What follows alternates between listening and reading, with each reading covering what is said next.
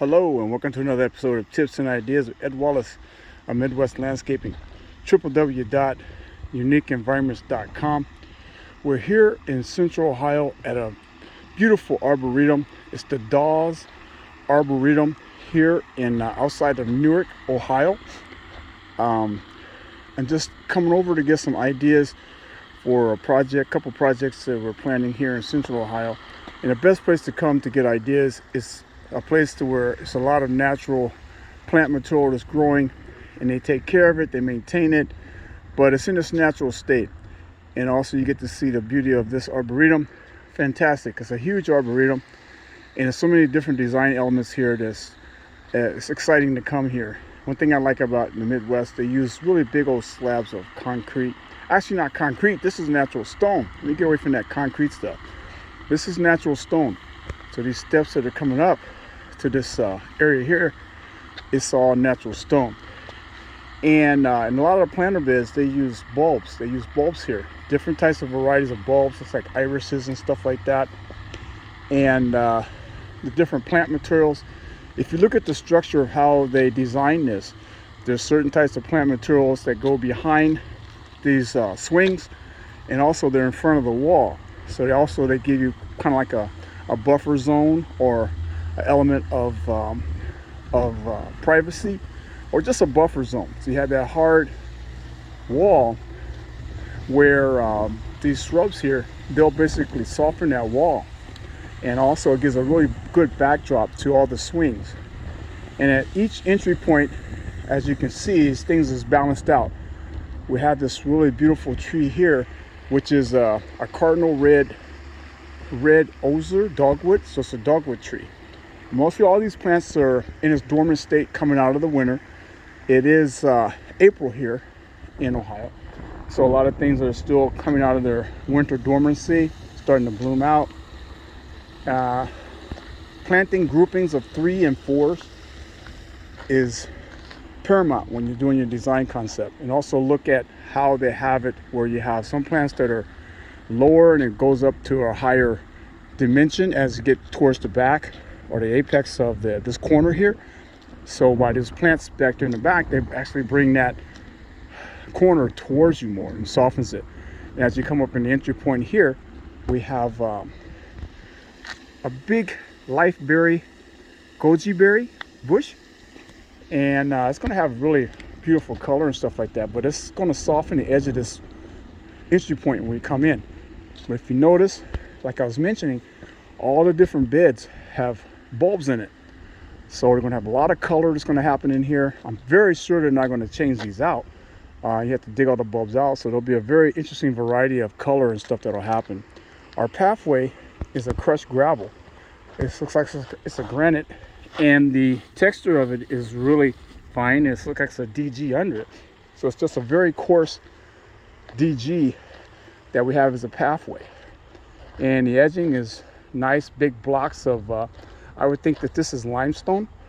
Most of this stuff around here comes out of the Indiana and the hills, so I'm pretty sure this is limestone that they use for all their walls and sitting walls and the edging and stuff like that. But the different groupings of the plants, how they're structured, how they're designed, like here with these cypresses in the back, you notice that there's 2, 4, 5 of them, but that 5 helps to create a screen so you don't see that parking lot area. It comes over this way, and you have some plants that are basically centering this planter bed. Like this plant right here is a lemon drop. Actually, it's not a lemon drop.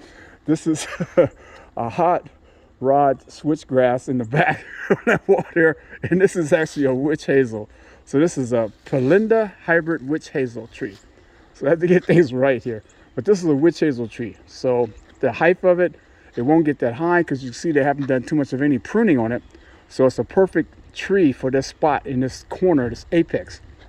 And we have some plants here that's right in front of the cypresses, some autumn joy sedums, and looks like they're getting ready to grow out. But these are the old flower heads that's bloomed out. And on the edges here, to soften the edge as you come around the curve, there is threadleaf coreopsis that's on the edge here. So a lot of these are perennials. They'll come back and show a lot of beauty and stuff like that. But just showing you an example of when you're getting out and enjoying these arboretums in different places where they take care of the properties. There's a lot of stuff that's growing that's native, it's naturalized. You can see it growing in its natural state rather than going online and Googling and all that stuff. Take yourself out and take a walk, get some fresh air, and see what happens. Also, you can see some maintenance practices of what they do in order to maintain this place. This is Little Devil 9-bark Rosaceae family. They cut these back. These are some type of rose that they all cut them back this time of the year. So there you go. There's a maintenance tip on some maintenance of plant material. Certain times of the year, you need to give it a break. Cut it all back.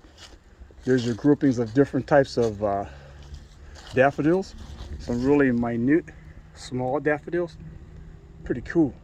And we have our shrubs that are in front of the wall to give you some type of height and give you some color and stuff when they bloom in. It balances off on the other side with the bulbs in the front, so it has height. And you have a little layer of trees right here. There's a little bit of height, and behind those trees you have some evergreens behind that with the roses in front. So the design elements here is unique and worth coming out, taking a walk around. It's a beautiful day. Today is cold, but it's good to get out and enjoy this this park. So for all you Central Ohio people who want to find out more about plant material, what to plant, how to plant it, what's some good ideas for different areas, let me recommend the Dawes Arboretum right outside Newark, Ohio. It's about a half an hour, 45 minutes from downtown Columbus, taking Route 70 out towards Pittsburgh. So there you go. Ed Wallace, Midwest Landscaping. Tips and ideas.